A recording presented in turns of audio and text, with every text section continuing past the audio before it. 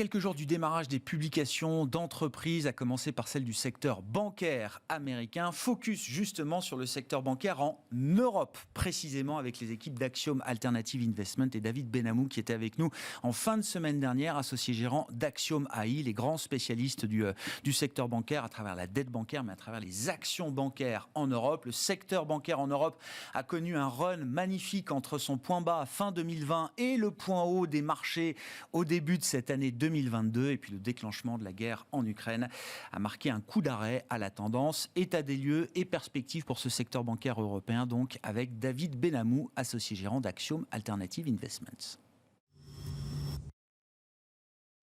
Alors, on est revenu à des niveaux assez bas et plutôt, quand on raisonne en price to book, on est à peu près à 0,42 en moyenne sur le secteur bancaire européen aujourd'hui, ce qui nous place en fait pas loin de mars 2020. Donc, on est vraiment à des niveaux extrêmement bas.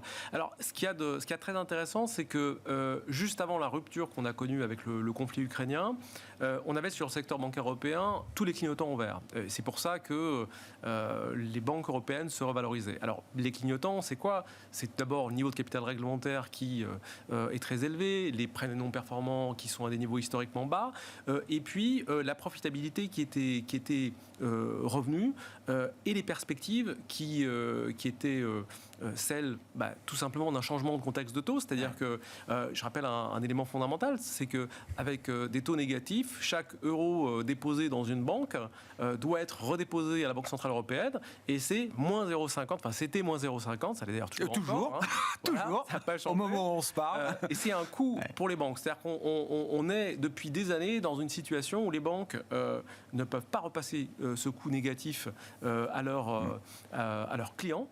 Et la conséquence de ça, c'est qu'elles supportent un coût qui est très très important. Voilà.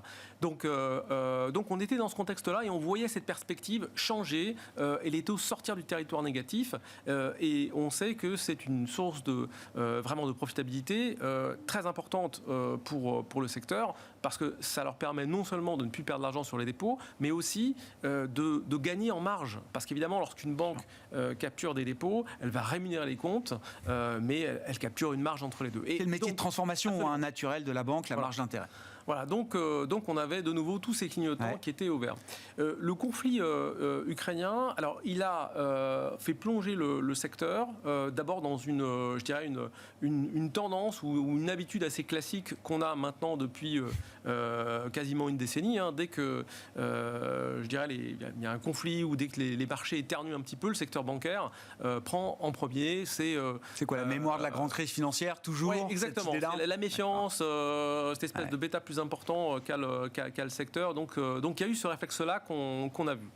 Et puis après, c'est installé, je dirais, quasiment le détricotage de tout le scénario macroéconomique qui avait poussé les banques, la croissance, en tout cas, de la revalorisation du secteur, à savoir des risques de récession.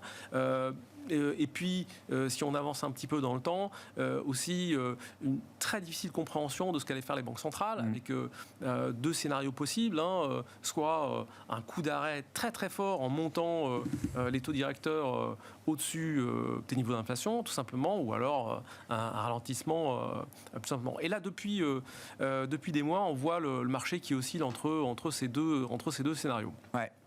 Alors, qu'est-ce qui se passe quand on regarde le secteur aujourd'hui? Si on fait le tri entre les inquiétudes psychologiques... le bruit, la réalité. Voilà, le bruit, la réalité. La première chose, c'est qu'on a un secteur qui reste ultra capitalisé. Bon, premier point. On a un niveau de prêt non performant qui est historiquement bas. Même si on le double, ça ne mettra aucune banque en faillite et ça ne les rendra pas improfitables. Aujourd'hui, on est sur des trends de return on equity, de retour sur fonds propres qui sont presque de 10%. Donc, on a complètement changé de contexte. Le taux de croissance des prêts aujourd'hui est de l'ordre de 5 à 6% par an. Donc, on est vraiment sur un secteur qui est à nouveau en pleine dynamique de croissance. Bon. Alors, on entend aussi à nouveau Monsieur Enria qui voilà. Donc là, c'est la question des dividendes, du retour aux actionnaires. Il y a eu la pause Covid, effectivement, on a tout suspendu, et puis ça a été réouvert. Et là, entre la crise géopolitique, le risque économique, de fragmentation et autres, on voit donc le chargé de la supervision bancaire au sein de l'institution européenne, c'est ça ? Le BA. le BA, nous dire de manière répétée depuis quelques jours, quelques semaines, attention, il faut regarder vos trajectoires de fonds propres, regarder votre politique de distribution, il faut que vous soyez en ordre de bataille pour ce qu'on appellera une récession économique, pour dire les choses. Alors d'abord, c'est toujours assez compliqué de comprendre ce qui se passe disons, sur le secteur bancaire européen, puisque on a des rôles qui sont divisés, les uns parlent, les autres aussi, donc c'est toujours un petit peu difficile de comprendre. Alors Monsieur Enria, il a tout le temps peur, donc c'est pas compliqué, lui il est toujours inquiet. C'est un peu le rôle d'un superviseur, mais bon. Donc c'est pas étonnant de le voir dans cette posture. Ouais. Alors après, lorsqu'on regarde, par exemple, les anticipations aujourd'hui, les dividendes futurs, on est déjà avec une décote supérieure à 50%. Alors qu'en réalité, le marché anticipe que seulement 50% des dividendes prévus seront versés par les banques. Exactement. Donc, voilà, aujourd'hui, le rendement sur dividendes tel que les banques ont prévu de le verser est à peu près de 8% en moyenne. Et il faut rajouter à ça les programmes de rachat d'actions. Alors, il y a peut-être une question sur les programmes de rachat d'actions.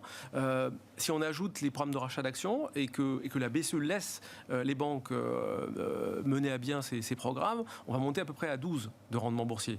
Donc, c'est énorme. Donc, voilà. Donc, on a aujourd'hui, on a des niveaux qui sont très bas, avec des inquiétudes qui sont légitimes, mais que nous on considère comme relativement exagérées. Est-ce que la psychologie de marché, et c'est vrai que pour l'instant c'est difficile d'avoir beaucoup de visibilité sur la trajectoire de croissance de la zone euro, il y a beaucoup de facteurs qui ne sont pas entre les mains d'ailleurs des économistes, liés à la crise géopolitique, etc.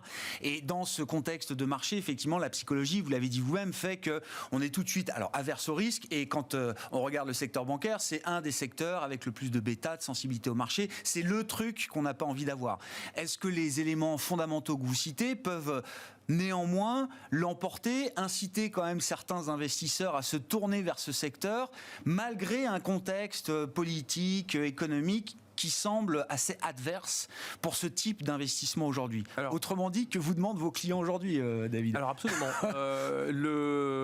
Et ça, c'est tout à fait intéressant, c'est que malgré ce contexte, malgré ces inquiétudes, aujourd'hui, notre fonds Action European Bank Equity, est le premier collecteur, c'est celui qui a récolté le plus de souscriptions depuis le début de l'année. Des fonds sur toute la gamme. Absolument.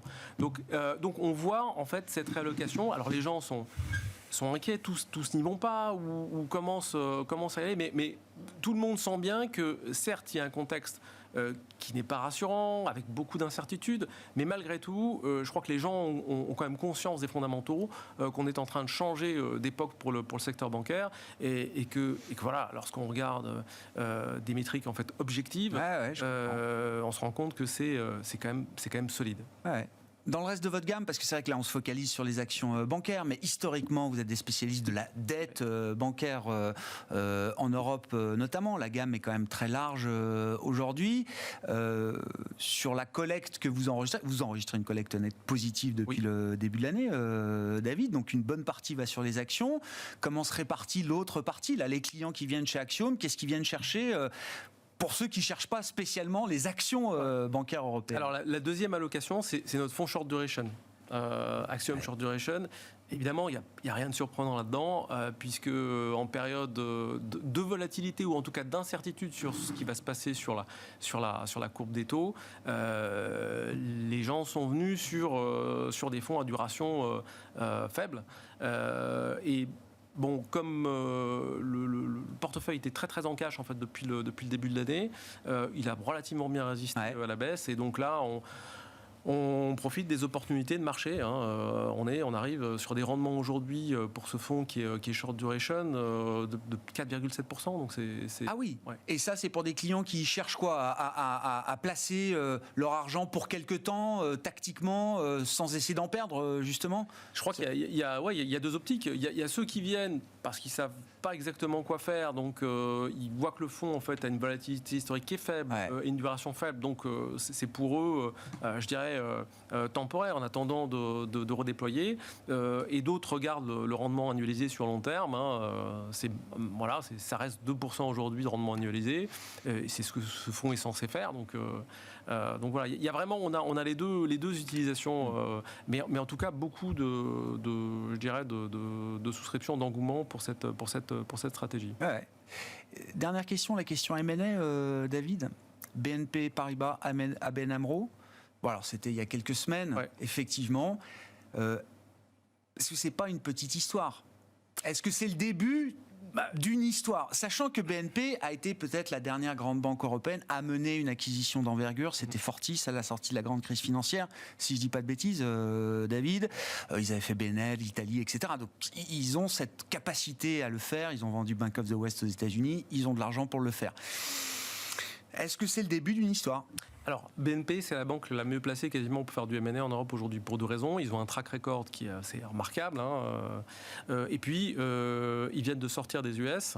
Donc, ils ont pas mal de sous à dépenser, entre guillemets. Donc eux, ils sont prêts. Et donc, c'est le candidat, je dirais naturel. Absolument. Ensuite, on a d'autres candidats.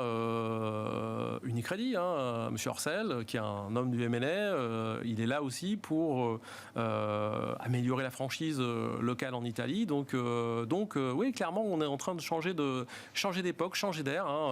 On était les 10 dernières années dans un secteur bancaire en restructuration où le management était là pour couper les coûts, faire des augmentations de capital, Et pendant toute cette période-là, à chaque fois que je vous ai posé la question M&A, vous avez été très très prudent en disant oui, localement, domestiquement, notamment en Italie ou en Espagne, il y a des choses qui se font et qui doivent continuer à se faire. Mais sur l'idée d'une fusion européenne, pan-européenne, vous avez toujours été très très prudent. Vous dites là, si l'histoire change, c'est peut-être demain quelque chose qui redevient possible. Oui, alors il y a toujours des sujets réglementaires un peu compliqués à traiter, mais en tout cas, de manière certaine, on a aujourd'hui des candidats en M&A qui sont capables de le faire. BNP, c'est le meilleur exemple, mais il y en a d'autres. Ouais. David Benhamou qui est avec nous en toute fin de semaine dernière pour évoquer donc ce focus sectoriel autour des banques européennes, spécialiste du secteur et associé gérant d'Axiom Alternative Investments. Voilà pour cette demi-heure de Smart Bourse à la mi-journée. On se retrouve à 17h en direct pour une nouvelle heure ensemble sur Bismart.